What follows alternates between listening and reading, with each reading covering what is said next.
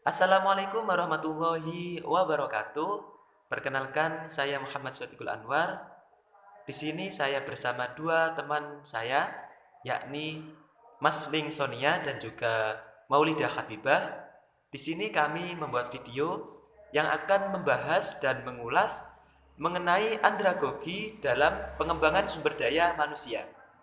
Untuk itu, langsung saja kita simak penjelasan dari video berikut ini. Sebelum kita masuk ke pembahasan yang lebih dalam, perlu kita ketahui apa sih pengertian dari andragogi itu sendiri. Seringkali kita jumpai istilah andragogi dalam proses pembelajaran orang dewasa, baik dalam pendidikan formal maupun pendidikan non-formal. Secara etimologis, andragogi ini berasal dari bahasa Latin, yakni andros, yang berarti orang dewasa, dan agogos yang berarti memimpin atau melayani. Nah, andragogi ini sendiri adalah gaya belajar orang dewasa atau biasa disebut juga proses melibatkan peserta didik dewasa ke dalam suatu struktur pengalaman belajar. Pada pendidikan nonformal, teori prinsip dari andragogi ini digunakan sebagai landasan proses pembelajaran pada berbagai satuan, bentuk, dan juga tingkatan dalam penyelenggaraan pendidikan nonformal.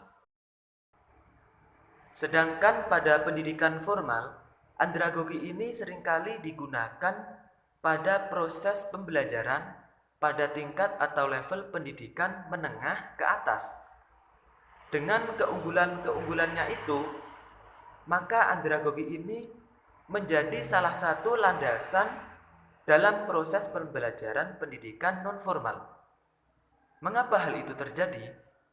Hal itu terjadi karena dalam pendidikan nonformal, formula pembelajarannya itu diarahkan pada kondisi sasaran yang menekankan pada peningkatan kehidupan, pemberian keterampilan, dan juga kemampuan untuk memecahkan permasalahan yang dialami atau sedang terjadi, terutama permasalahan yang terjadi di tengah-tengah masyarakat. Sekian penjelasan dari saya. Untuk pemaparan selanjutnya akan dilanjutkan oleh teman saya. Hai, seorang tokoh bernama John Dewey melahirkan konsepsi tentang kesosialan pendidikan. Dia menyatakan bahwa pendidikan memiliki fungsi sosial sebagaimana dinyatakan bahwa pendidikan adalah instrumen potensial tidak hanya sekedar konservasi masyarakat, melainkan untuk pembaharuannya juga. Hubungan yang erat antara pendidikan dan masyarakat harus terrefleksikan dalam manajemennya, dan proses pembelajaran lebih tepat disuasanakan sebagai aktivitas sosial sehingga iklim kerjasama dan timbal balik menggeser suasana kompetensi dan keterasingan dalam memperoleh pengetahuan. Berdasarkan prinsip pendidikan yang dikembangkan oleh seorang tokoh yang bernama John Dewey dalam pendidikan non-formal sebagai salah satu cara untuk memberdayakan masyarakat, maka andragogi merupakan pendekatan pembelajaran yang paling tepat untuk dipergunakan pada masyarakat yang masih membutuhkan pertemuan. Hal ini dikarenakan sebagian besar peserta pemberdayaan masyarakat merupakan kelompok masyarakat yang telah dewasa dengan beragam kebutuhan, keinginan, pengalaman, serta telah memiliki konsep diri yang semuanya itu dapat dipergunakan sebagai dasar dalam merancang program pemberdayaan masyarakat.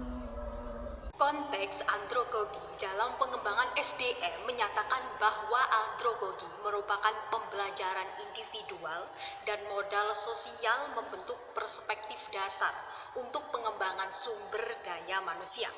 Dalam pengetahuan perekonomian yang didasarkan pada rantai berikut ini, sumber daya manusia memainkan peran penting dalam kelompok usaha mandiri. Sebagai pengetahuan manusia adalah produsen utama proses belajar guna produktivitas pengetahuan ini akan membawa individu untuk mendapatkan gairah kerja, tanggung jawab dan tantangan dalam berkarir yang akan bermuara pada keinginan individu untuk terus belajar dan belajar. Berlandaskan Berlandaskan hal yang sudah dijelaskan teman saya tersebut bahwa andragogi merupakan dasar-dasar dalam pengembangan SDM. Maka dari itu, andragogi perlu muncul dalam pengembangan SDM karena menawarkan asumsi-asumsi mengenai berharganya belajar mandiri. Individu dalam jaringan sosial guna mencapai produktivitas pengetahuan bersama.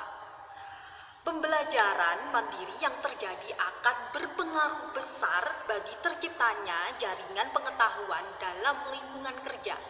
Lingkungan kerja harus mampu mendorong individu untuk terus belajar secara mandiri agar individu tersebut mampu membuat dan merenungi pilihannya sendiri serta membuat keputusan secara mandiri.